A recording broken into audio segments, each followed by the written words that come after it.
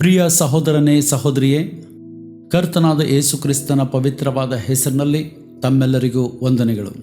ಈ ದಿನದ ದೇವರ ವಾಕ್ಯ ಮತ್ತಾಯನ ಸುವಾರ್ತೆ 21ನೇ ಅಧ್ಯಾಯ 42ನೇ ವಚನ.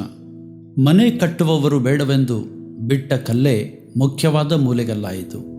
ಇದು ಕರ್ತನಿಂದಲೇ ಆಯಿತು, ನಮಗೆ ಆಶ್ಚರ್ಯವಾಗಿ ತೋರುತ್ತದೆ.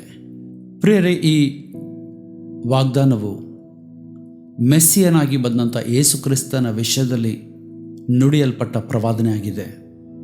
ಆದಾಗ್ಯೂ ಆತನಲ್ಲಿರುವ ನಮಗೆ ಇದು ಅನ್ವಯಿಸುವಂಥದ್ದಾಗಿದೆ.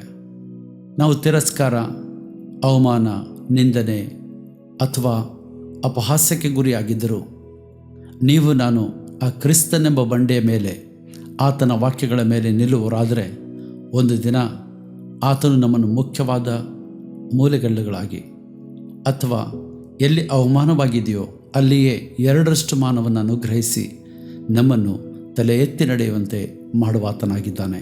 ಅಂಥ ಆಶೀರ್ವಾದಗಳು ನಮ್ಮೆಲ್ಲರಲ್ಲಿಯೂ ಕರ್ತನಾದ ಯೇಸುವಿನ ನಾಮದಲ್ಲಿ ಪ್ರಕಟಗೊಳ್ಳಲಿ. ಆಮೆನ್.